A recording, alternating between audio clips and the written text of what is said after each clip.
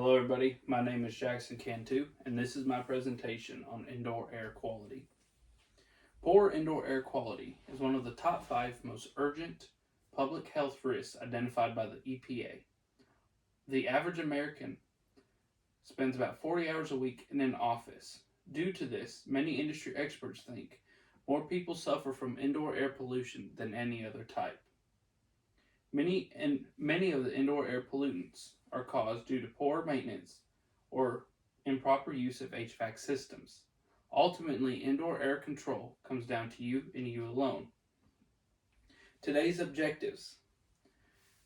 Objective number 1, to understand the source of indoor air pollutants. Objective number 2, know the common pollutant categories. Number 3, learn how to identify and assess poor indoor air quality. Number 4, know how to control poor indoor air quality. And number 5, know where to turn for help when you need it. The sources of indoor air pollutants.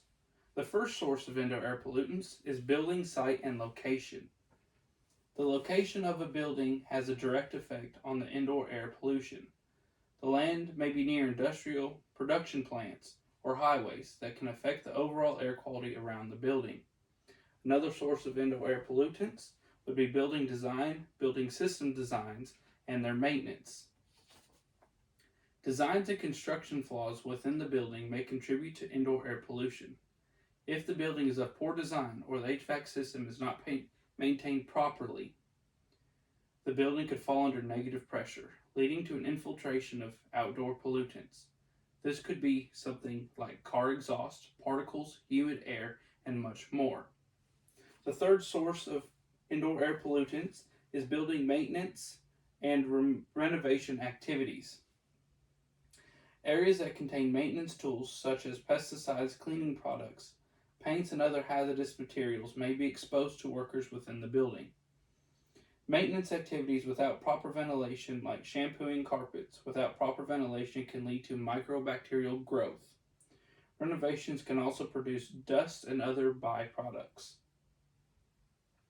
The fourth type of air pollutant we'll be talking about is building materials and building furnishings. Sprayed acoustic material and thermal insulation, if not contained correctly, can lead to air pollutants as well. Cabinetry furniture made of certain pressed woods can also release chemical pollutants in the air. Occupant activity is another source of pollutants. This can include people's coughs and sneezes, along with their perfumes and colognes. The last bit we'll be talking about is local exhaust ventilation.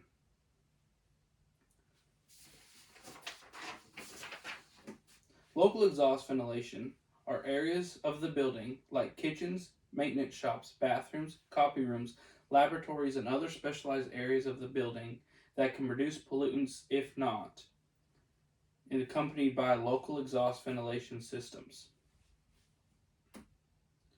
And then these are some of the examples of pollutant sources. This is a local exhaust system near a plant. And then this would be a renovation here with a lot of wood and dust particles within the area. Common pollutant categories, there are 3. There's chemical, biological, and particle. Chemical, this includes gas and vapors from products within the building that produce chemical emissions, spills of chemical products during renovations, adhesives and paints, and other chemicals that might be used in the workplace. Biological pollutants consist of bacteria, viruses, fungi, dust mites, and animal dander, and sometimes pollen.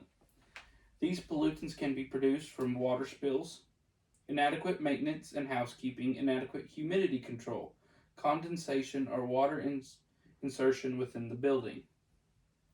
The last common pollutant category is particle, non-biological. These are non-biological solids or liquid substances that are light enough to be suspended in air. A great example of this would be dust and dirt. A very important subject to emphasize on is identification and assessment of poor indoor air quality. The main methods used to investigate indoor air quality may include evaluation of HVAC systems performance identifying pollutant sources, measuring contaminants, exposure levels, and work practices. Management should have adequate knowledge of the building history. Inspect and assess all structural and interior parts of the building for leaks, mold, condensation, and invisible condensation. Ensure and validate the proper maintenance of the building. Ensure the proper routine maintenance of HVAC systems, such as changing out filters. Monitor CO2 levels within the building, and schedule renovations of the HVAC and indoor air quality control mechanisms when needed. Here are some pictures that will help you identify poor indoor air quality. Notice the dust and mold on this vent here. This is an improperly maintained HVAC system. Notice the amount of particles and dust on this chair railing here. This is due to a local exhaust system not evacuating the atmosphere properly. Notice again the amount of dust and debris on this vent here. And then we also need to emphasize a lot on the control methods. Control methods. Source controls such as enlisting low volatile organic compound, or VOC, throughout the building, and the construction of temporary barriers or placing construction zones under negative pressure while under renovation is a great way of keeping down dust. Local exhaust systems should be put in place within the building where high pollutant sources are located, such as kitchen, maintenance shops, bathrooms, copy rooms, laboratories, and other specialized areas. General dilution ventilation should be placed throughout the building in key areas identified by the assessment phase. Air cleaning should be put in place on high traffic areas where a lot of people amass, like cubicles, lunchrooms, and break rooms. And then here are some examples of some controls. This is a local exhaust ventilation diagram. This shows a vat of liquid, such as chemicals, being sucked up into the ventilation system through an air cleaner and out of the building. This is a dilution scheme here. This is where fresh air is sucked into the building and then sucked back out the other side. This is an air cleaning system by Jet. Notice the amount of filters within that system that scrub for particles. And then this over here would be a dirty version of one of the scrubbers within that Jet system. There are other controls that can be put in place, such as administrative controls. These controls consist of work schedules, education, and good housekeeping. Through work schedules, managers can significantly reduce the amount of pollutants exposure within their building.